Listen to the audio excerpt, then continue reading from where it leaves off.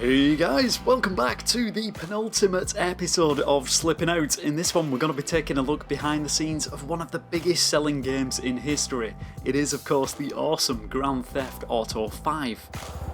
As usual, we'll be seeing cutscenes from angles that you may never have seen before, as well as watching where the characters come from and go to. We'll also be checking out some of the amazing lighting effects that are used, why this guy is sat floating in the middle of the highway, and where exactly did I find this ultra low poly, barely detailed version of Los Santos. Stay tuned for all this and more as we go slipping out of GTA 5. Get down there! Alright, everybody pays attention, no one gets hurt! Go! Open the door! They'll get worse than hurt! Hey! Hey! Ah! Come on! Finally! Don't do anything! Let's go! Shut up! Shut the f*** up! Come on! In the back! Come on! Hands behind your back! Oh, come on, mister. We're giving you everything you want. Don't even think about it! I'll do it, I'll do it. Oh, God. Get in there! Sit tight! I'll handle the plastic! Don't blow yourself up! Listen up!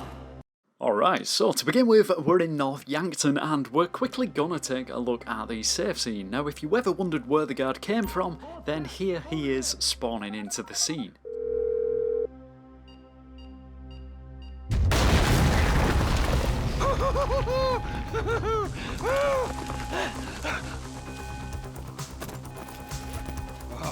There's enough here for us all to enjoy. Depends on how you look at it. Come on, move it! Coming out, B! Give it up! I got him! I saw your face. I'll remember you. You forget 1,000 things every day. How about you make sure this is one of them? There are a couple of things that I wanted to show hidden beneath the map, including this pyramid-shaped object and a snow-textured cuboid. Now, these can often be used as objects that hold vital information, such as cutscene or character data. I'm not exactly sure what these specific objects are used for, but if you think you do know, then certainly feel free to drop a comment. I think everybody probably knows this little secret by now, but just in case I thought I'd show it anyway. In the river of North Yankton it is possible to find a frozen alien, just one of the many Rockstar Easter eggs that can be found.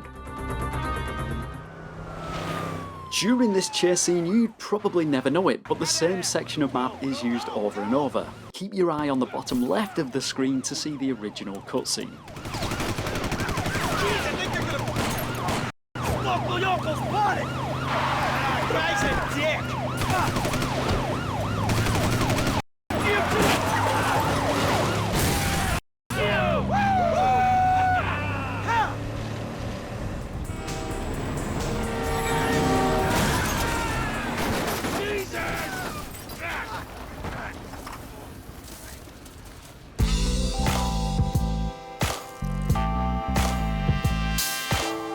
So you may have noticed during the prologue a few of the characters spawning and teleporting in and out of the scenes. Well, no surprise to say that's pretty much what happens all the way throughout the whole game, so we're not going to spend too much more time looking at this. When characters are off camera, they disappear. When they're about to come on camera, they appear. It's that simple.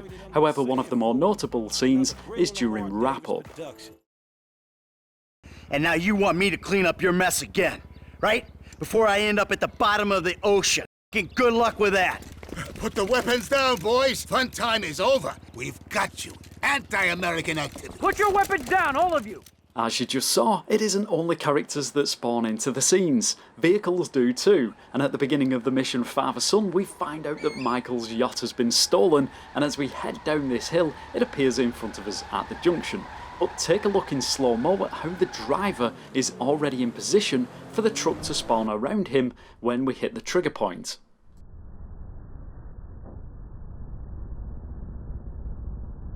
Oh! There it is! That's my boat! Your boat's in a hurry, man. Yeah, well, we'll catch him. No. Very funny. You know, you're a real asshole. What did you just f***ing say to me? Stop it! You two, you're ruining my yoga! Somebody say yoga?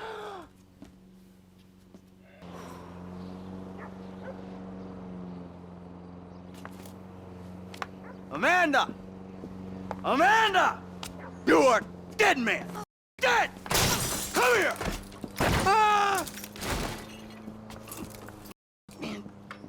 Hey, you! Stop it! What's up, man? Get out of my way. Michael, calm down. Characters also have a habit of ending up in small spaces during GTA 5. For instance, Michael in the backseat during Complications, which incidentally you can see just by using the normal camera. Oh, shit! Franklin! What the f*** are you doing? Mr. Samuel, it's not exactly how it looks. I always trump big for a job well done. Now get out of here, kid. You mother...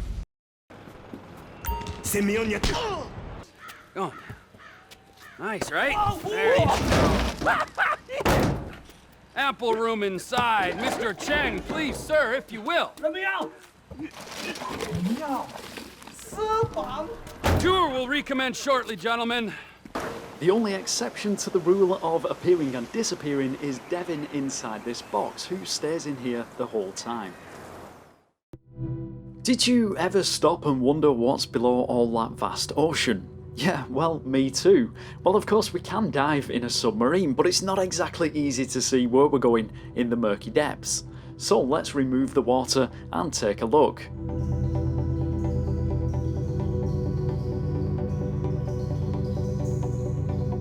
I don't know about you, but I thought it was pretty awesome to see how deep this map goes, and also take a look at some of the many secrets that the ocean holds, including underwater structures, animal carcasses, sunken wreckages such as boats and aeroplanes, to the more, well, strange and rather more sinister discoveries.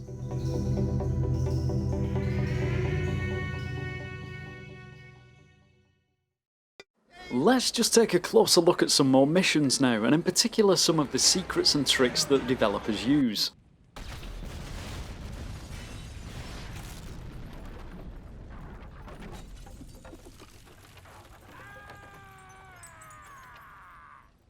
From the outside it may look as though this exploded house is raging in flames, but what is happening inside? Well, as you can see, it's certainly not on fire as you may be led to believe. So, how is this done? Well, it's simply a 2D animated fire texture that covers the windows and doors to stop the player seeing back inside. Simple, yes, but effective from a distance. So Michael's off back to North Yankton to chase down Trevor, which we'll be covering later in the episode. But let's just rewind here a minute and take another look at the interior of the plane, because all isn't as it seems. In fact, there's barely any of the aeroplane to be seen at all.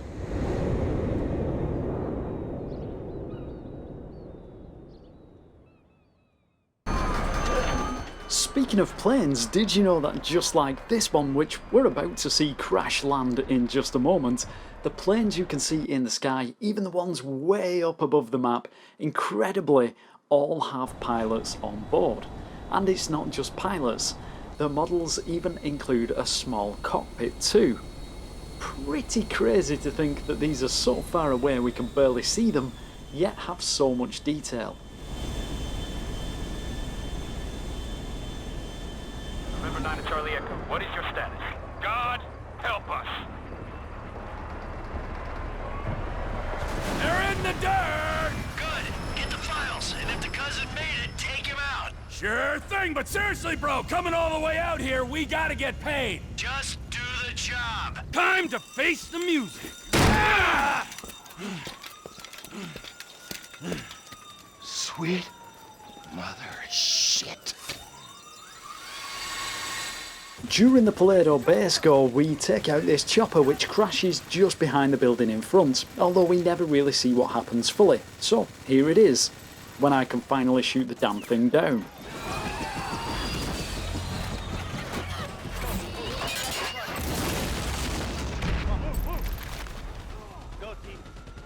I shouldn't have. Let's go.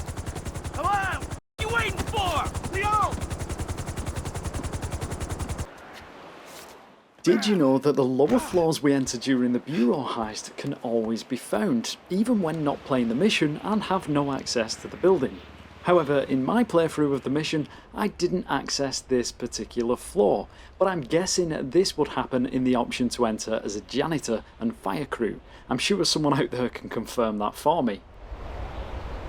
The floor I did enter was this burning section just after the helicopter crashes into the side of the building, which, if you were wondering, this is what happens to it after it falls back out.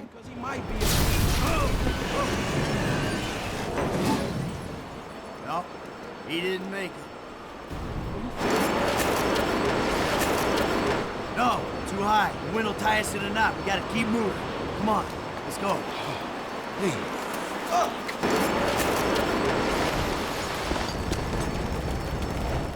Run, you little bastard! Sometimes we catch glimpses of places that we can't see much of, for instance inside doorways to buildings that are inaccessible, like Ron's caravan. To be honest, usually there isn't too much to see inside these, but just in case you were wondering, here's a couple more you may have been curious about, including what would be CJ's crib on Grove Street, and also the movie theatre entrance, which features some posters for movies and some nice plants. Give me the back! Whoa! What the f? I see you in there, kid. No, Let's go over she's here. lying, okay? I never had surgery. Come on. Milton, hi. Sorry to bother you. You twisted. You're a dead man! Well, you're right about one thing, Michael, he certainly is a twisted f***. One of the requests I received whilst making the episode was if possible to show what happens to the characters when we swap between them.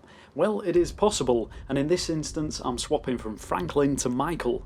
So when the camera would normally zoom out from the map, we can see how it turns into a much less detailed version. Franklin for a split second disappears, then reappears, and then disappears once the camera is on Michael. We're going to Paleto Bay, and we're gonna do this thing. Any questions? Comments? GTA 5 has some awesome lighting effects which I find really interesting to watch, especially as you never really notice them. Here are two scenes which have some of the craziest lighting changes I've ever seen in a game. Thanks for sharing. That's great. That's great.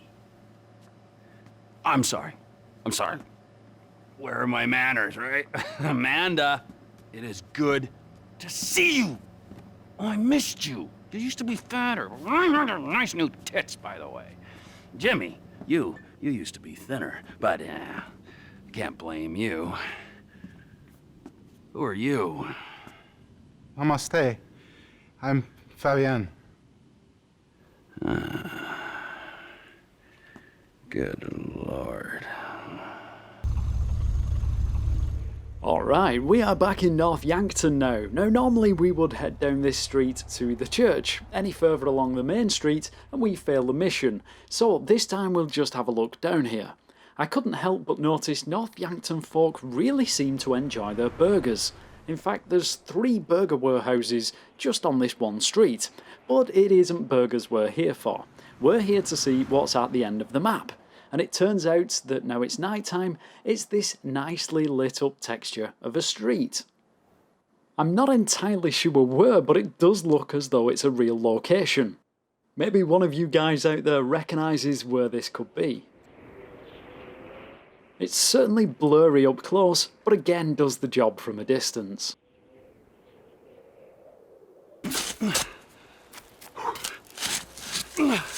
Hey, you're wasting your time. Is that why you flew out here? Huh? Tell me I'm wasting my time? Go ahead, dig it up. I don't give a shit. Yeah, that's what you look like.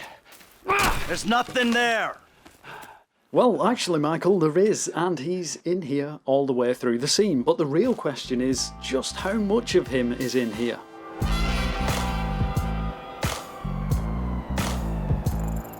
It turns out only the necessary parts.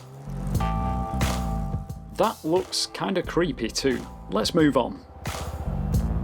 One of the main curiosities I've always wanted to find out about GTA 5 since its release back in 2013 would be where exactly is North Yankton compared to Los Santos, and also what is outside of North Yankton. Well, during the prologue, because we never enter Los Santos, the map doesn't load. However, during the mission Bury the Hatchet, we visit both locations during one mission, which means both are loaded at the same time. And if we fly out of the North Yankton map, check it out, here is Los Santos, albeit it's currently in a super low poly and low detailed state. Pretty interesting to look at though. So to answer the question, just in case any of you wondered too, North Yankton, if it was here all the time, would be visible from the port of South Los Santos.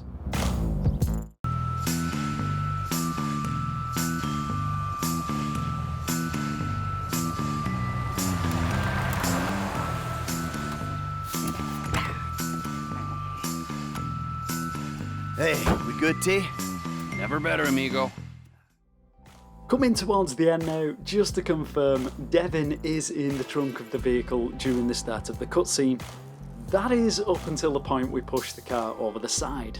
Lucky escape. It makes sense. Of course it does. Hey, Devin. Goodbye, my old friend. Thanks for all the advice. Bye-bye.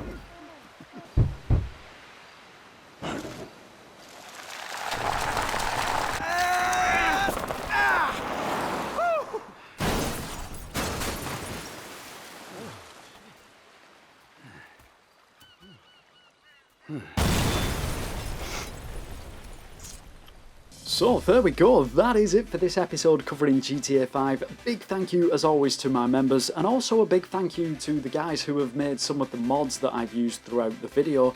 I'll leave links to those in the description so you can check them out yourselves. Slipping Out has its 50th and last episode, which is coming soon. It's going to be a special episode, so I hope you can join me for that. But until then, as always, take care.